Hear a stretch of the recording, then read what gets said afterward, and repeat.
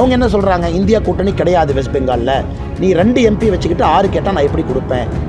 மாண்புமிகு முதலமைச்சர் திரு ஸ்டாலின் அவர்கள் எந்த கூட்டணிக்கு பேச்சுவார்த்தைக்கு போய் அந்த ஹிந்தி பிரச்சனைலாம் ஆச்சல்லங்கண்ணா, அன்னைக்கு சீதாராம் யெச்சூரி போன்ற கம்யூனிஸ்ட் தலைவர்கள் நிதிஷ்குமார் அவர்களை கோஆர்டினேட்டராக ப்ரப்போஸ் பண்ணுறாங்க. ஒரு காலத்தில் பொய் செய்தி போட்டால் பத்திரிகையாளர் வெட்ட வருவாங்க, இன்றைக்கி தமிழகத்தில் உண்மை செய்தியை போட்டால் வெட்ட வரும். அதாவது தமிழகத்தில் திருமாவளவன் அவர்கள் போன்றவர்கள் குரல் கொடுப்பதற்காக நிறைய பேர் காத்திருக்காங்க. வேங்கவேல் சம்பவத்தில் 14 மாதம் ஆச்சு, இன்னும் அக்யூஸ்டை பிடிக்கல.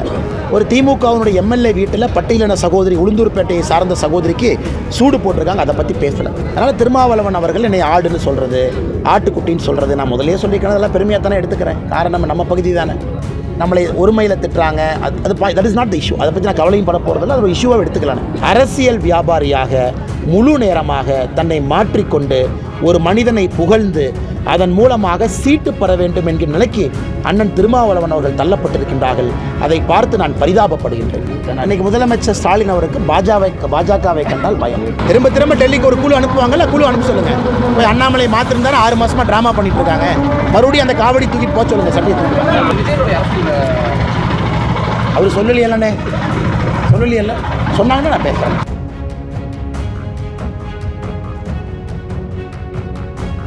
இந்தியா கூட்டணியிலேருந்து நிதிஷ்குமார் வெளியேறியிருக்காரு, ராஜினாமா கடிதம் கொடுத்தாரு.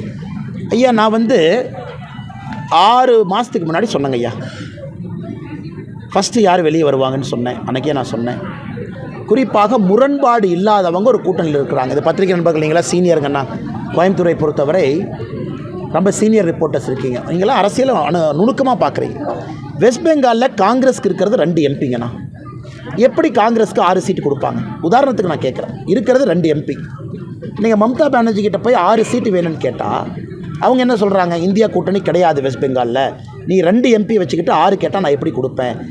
அடிப்படையிலே நாங்கள் 2 கட்சிகளும் வெஸ்ட் பெங்காலில் எதிரி, ஆனால் மோடி அவர்களுக்கு எதிராக ஒரு கூட்டணியில் எப்படி சேர முடியும்னு வேண்டான்ட்டாங்க. இது நம்ம பார்த்தோம். பஞ்சாபில் காங்கிரஸுக்கும் பகவந்த் சிங் மன் ஆம் ஆத்மி கட்சி இதே தகராறு, இதே பிரச்சனை, எம்பி இல்லை, நான் இதுக்கு சீட்டு கொடுக்கணும். ஹரியானா இதே பிரச்சனை. ஸோ இதை ஒரு 10 நாளாக நம்ம பார்த்துக்கிட்டு இருக்கோம்.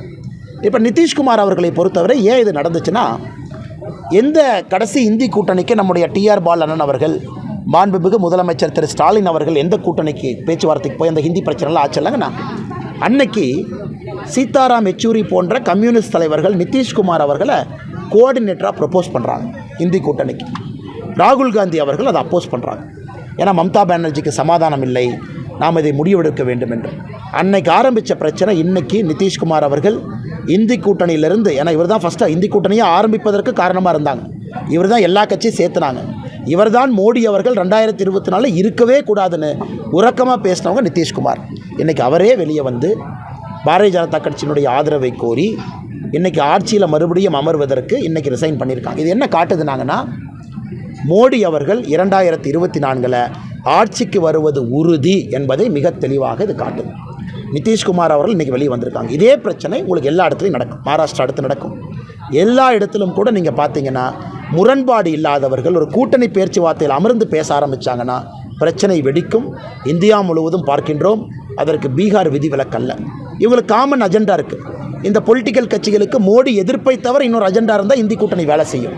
ஆனால் மோடி எதிர்ப்பு என்கின்ற ஒரே அஜெண்டா வச்சிருக்கிறனால இந்தி கூட்டணி வேலை செய்வதற்கு வாய்ப்பே இல்லைங்கண்ணா. ஒரு ஃபோன் பண்ணுறாரு, அண்ணா என்னை யாரோ துரத்துறாங்கன்னு.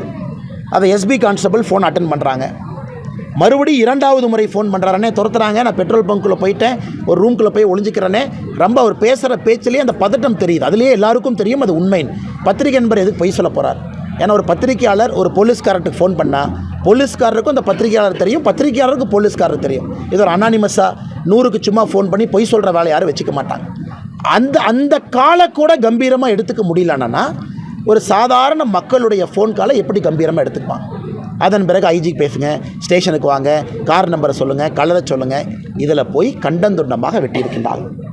இன்றைக்கி இந்த சம்பவம் நடந்த அன்றைக்கின நம்ம யாத்திரை நடந்த பகுதி, அன்றைக்கி நம்ம இங்கே இருந்தோங்கண்ணே, யாத்திரை நடக்கிற பகுதி நெய்வேலி பக்கத்தில் இருந்தோங்கண்ணே. அங்கேயே பத்திரிகை நண்பர்கள்ட்ட சொன்னோம், ஒரு காலத்தில் பொய் செய்தி போட்டால் பத்திரிகையாளரை வெட்ட வருவாங்க, இன்றைக்கி தமிழகத்தில் உண்மை செய்தியை போட்டால் வெட்ட வர்றாங்க. அதான் இன்றைக்கி நடந்திருக்கக்கூடிய இந்த 31 மாதத்தில் உண்மை செய்தி போட்டால் தான் வெட்ட வர்றாங்க. அது பல்லடத்தில் நடந்திருப்பது கண்டிக்கத்தக்கது மட்டுமல்ல, கேவலமானது மட்டுமல்ல, ஏற்றுக்கொள்ள முடியாதது மட்டுமல்ல, நெஞ்சை உழுக்குவது மட்டுமல்ல, நம்முடைய சமுதாயம் எங்கே செல்கிறது என்பதை படம் பிடித்து காட்டக்கூடிய ஒரு சம்பவம். தமிழ்நாட்டை பொறுத்தவரை ஆளுநர் என்ன பேசினாலும் அதில் திமுக ஒரு குற்றத்தை கண்டுபிடிக்கிறாங்க. ஆளுநர் மகாத்மா காந்தியை பற்றி பேசினாலும் ஒரு குற்றம், சுபாஷ் சந்திரபோஸ் அவங்கள பற்றி பேசினா ஒரு குற்றம், ஆளுநர் அவர்கள் தமிழ்நாட்டினுடைய கலாச்சாரத்தை பற்றி பேசினா குற்றம். இது தமிழ்நாட்டை பொறுத்த வரைக்கும் இது ஒரு ஃபைட்டுங்கண்ணே. வெஸ்ட் பெங்கால் போன்ற மாநிலத்தில் பார்த்திங்கன்னா யூஜிசி சட்டத்துக்கு எதிராக ஒரு சட்டத்தை கொண்டு வர்றாங்க. அங்கே இருக்கக்கூடிய ஆனந்த் போஸ் அவர்கள், கவர்னர் அவர்கள் அதை எதிர்க்கிறாங்க. அது ஒரு பிரச்சனை. தமிழிசை சவுந்தரராஜன் அக்காவை பொறுத்தவரை அவங்கக்கிட்ட வம்பு சண்டையாக முதல்ல டிஆர்எஸ் போட்டுக்கிட்டு இருந்தாங்க. வம்படி சண்டையாக கவர்னர் அவர்களை வம்பிழுத்துக்கிட்டே இருந்தாங்க. ஸோ ஒரு மாநிலத்திலும் ஒரு பிரச்சனை தலை தூக்குதுங்கண்ணா. இன்றைக்கி நடப்பது இது நல்லதில்லைன்னு தான் நான் பார்க்குறேங்கண்ணா. அதாவது ஒரு அரசியலமைப்பு சட்டத்தில் ஒரு பொறுப்பு இருக்கக்கூடிய ஆளுநர்களை மாநில அரசு சீண்டி வம்பு கிழத்து இந்த நிலைமை கொண்டு போய் வச்சுருக்கிறாங்க. முதல்வருக்கும் தெரியும் அரசியல் அதிகாரம் என்பது முதல்வருக்கு தான் கொடுத்துருக்குறாங்க. ஆளுநரை பொறுத்தவரை முதல்வர் சரியாக செயல்படுறாங்களான்னு பார்க்குற வேலை. எங்கேயெல்லாம் வயலேஷன் இருக்கோ ஆளுநர் அதை பிடிக்கிறாங்க. யூஜிசி சட்டத்துக்கு எதிராக இதற்கு எதிராக பில் போடுறாங்க, நான் கொடுக்க மாட்டேன். ஆனால் என்னை பொறுத்தவரை இது நல்ல ஒரு அரசியல் இல்லைங்கண்ணா. தமிழ்நாட்டில் மு.க. ஸ்டாலின் அவர்கள் ஒரு நீண்ட நெடிய பாரம்பரியம் இருக்கக்கூடிய அரசியல் கட்சியினுடைய தலைவர். 1949 திமுக அரசியல் இருக்காங்க. அதனுடைய தலைவர் ஆளுநரை பற்றி பயன்படுத்தியிருக்கக்கூடிய வார்த்தைகள் ஏற்புடையது இல்லை. இதெல்லாம் சுமூகமாக எத்தனையோ கொண்டு போகலான்னு. உதாரணத்துக்கு பாருங்கள், எத்தனையோ ஆளுநர்கள் அங்கங்கே முதலமைச்சர்கள் சுமூகமாக கொண்டு போகிறாங்க. ஆனால் இந்த முதலமைச்சர்கள் சுமூகமாக கொண்டு செல்ல வேண்டும் என்பது எங்களுடைய வேண்டும். ஆனால் இப்போ திருமாவளவன் அண்ணனை பொறுத்தவரை ஒரு விஷயம் புரிஞ்சுக்கணுங்கண்ணே. அதாவது தமிழகத்தில் திருமாவளவன் அவர்கள் போன்றவர்கள் குரல் கொடுப்பதற்காக நிறைய பேர் காத்திருக்காங்க. வேங்கவேல் சம்பவத்தில் 14 மாதம் ஆச்சு, இன்னும் அக்யூஸ்ட்டை பிடிக்கலை.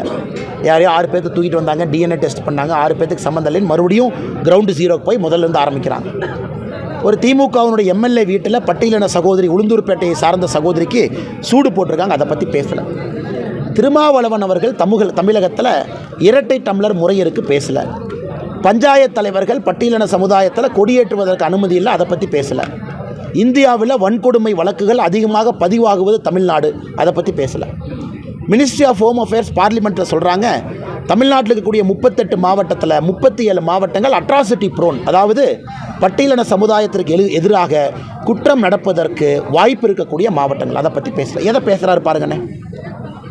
அதாவது அரசியலை பொறுத்தவரை உங்களுக்கு தெரியணே, ஒருவர் நம்மை தாக்கி பேச நாம் வளர்கின்றோம் என்ற அர்த்தம் முதல்ல. இரண்டாவது, ஒருவர் நம்மை தாக்கி பேச அவர்களுடைய கவனத்தில் மட்டுமில்லை, அவருடைய சிந்தனை மட்டுமில்லை, அவர்கள் வாழ்க்கையில் நாம் இருக்கோம்னு அர்த்தம்.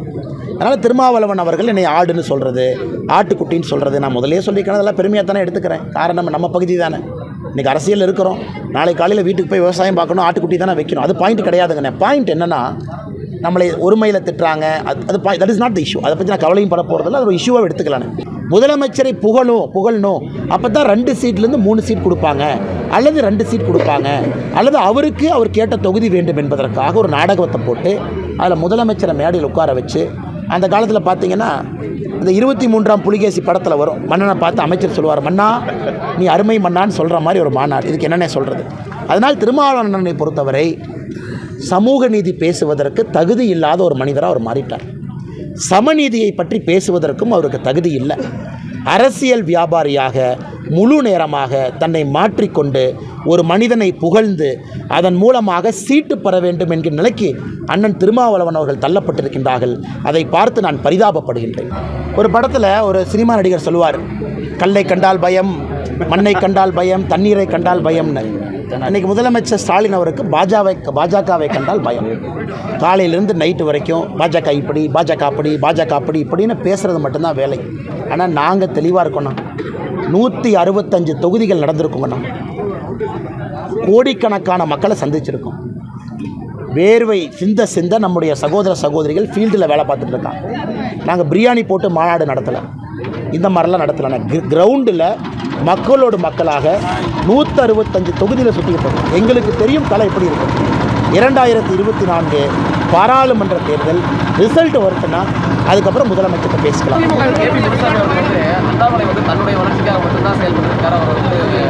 நாடு பார்த்துக்கிட்டு தான். இப்போ போய் கெஞ்ச சொல்லுங்கண்ணே, போய் டெல்லி போய் கால் உழுவு சொல்லுங்கள். அதுதான் 4 மாதமாக பண்ணிகிட்டு இருக்காங்க. மறுபடியும் ஒரு குழு அனுப்ப சொல்லுங்கள். இன்னொரு 5 பேர் போட்டோம் போய் நம்ம தலைவர்கள் காலில் விழுந்துட்டு அண்ணாமலையை மாற்றுங்க, அண்ணாமலையை மாற்றுங்க, அண்ணாமலையை தூக்குங்க, அண்ணாமலையை கட்டுப்படுத்துங்கன்னு போய் காலில் விழுந்துட்டு வரட்டும். எங்கள் கட்சிக்கு யாரும் அறிவுரை சொல்ல வேண்டாம். நாங்கள் எப்படி எங்கள் கட்சி இருக்குன்னு எங்களுக்கு தெரியுங்கண்ணா.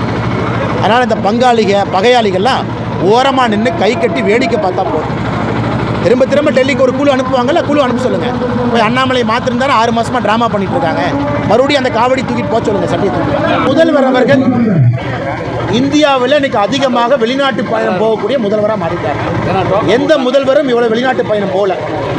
இன்னைக்கு முதல்வர் துபாய் முடிச்சிட்டாரு, ₹1 வரல. ஜப்பான், சிங்கப்பூர் போனார், ஒன்றையும் காணா. இன்றைக்கி ஸ்பெயின் போயிருக்கார். மக்களுக்கு உண்மையை சொல்லணும், எதுக்கு போகிறாங்கன்னு உண்மையை சொல்லணும். ஒரு பக்கம் மக்கள் மெடிக்கல் கண்டிஷனு டாக்டர்னு ஏதோ பேசிக்கிறாங்க. நான் கருத்து ஒரு முதல்வர் அந்த நாற்காலிக்கு அமர்ந்து கொண்டு பொய் பேசுவது அழகல்ல என்பது எங்களுடைய கருத்து. அவர் வெளிநாட்டு பயணத்திற்காக ஸ்பெயின் போவதாக நாங்கள் கருதவில்லை. உதயநிதி ஸ்டாலின் படத்தில் நடித்தா யாரும் பார்க்க மாட்டாங்கன்னு சந்தானத்துக்கு கூட நடித்தார். அப்போனாச்சும் மக்கள் பார்ப்பாங்களான்னு. ஸோ உதயநிதி ஸ்டாலினுக்கு தெரியும் சந்தானம் அவர்கள் ஒரு பெரிய ஸ்டார், அவருக்கென்று தனி மார்க்கெட் இருக்குது, மக்கள் அவரை விரும்புகிறாங்க. ஆனால் என்ன ஆன்மீகத்தில் இருக்கார் அப்படிங்கிறதுக்காக திமுகவுக்கு பிடிக்கல. அதனால் வடக்பட்டியானே, வடக்பட்டி ராமசாமி நல்ல பேருண்ணே, நல்லா இருக்குண்ணே. இவங்க தடுக்க வடக்பட்டி ராமசாமியை மூளை முடுக்கெல்லாம் பட்டி தொட்டியெல்லாம் கொண்டே திமுகவே சேர்த்துருவாங்களா? அவர் சொல்லலையல்லண்ணே, சொல்லலையல்ல, சொன்னாங்கன்னா நான் பேசுகிறேன். அண்ணா ஒரு அரசியல் கட்சியா கொள்கை என்ன, அந்த இயக்கம் எதை நோக்கி பயணிக்கிறது, அந்த இயக்கம் எதை மாற்ற விரும்புகிறது, அந்த இயக்கம் எப்படிப்பட்ட இயக்கம் அப்படின்னு அவங்க டிக்ளேர் பண்ணும் பொழுது எங்களுடைய கருத்துக்களை நிச்சயமாக முன்வைக்கிறோம். ஆனால் எல்லோரும் அரசியலுக்கு வர வேண்டும், மாற்றத்தை விரும்புகிறவங்க எல்லாம் வரணும்னு தொடர்ந்து நாங்கள் சொல்லியிருக்கோம். இதுபோன்ற செய்திகளை மேலும் தெரிந்து கொள்ள எங்களது யூடியூப், ஃபேஸ்புக் மற்றும் ட்விட்டர் ஆப்களை சப்ஸ்கிரைப் செய்யவும்.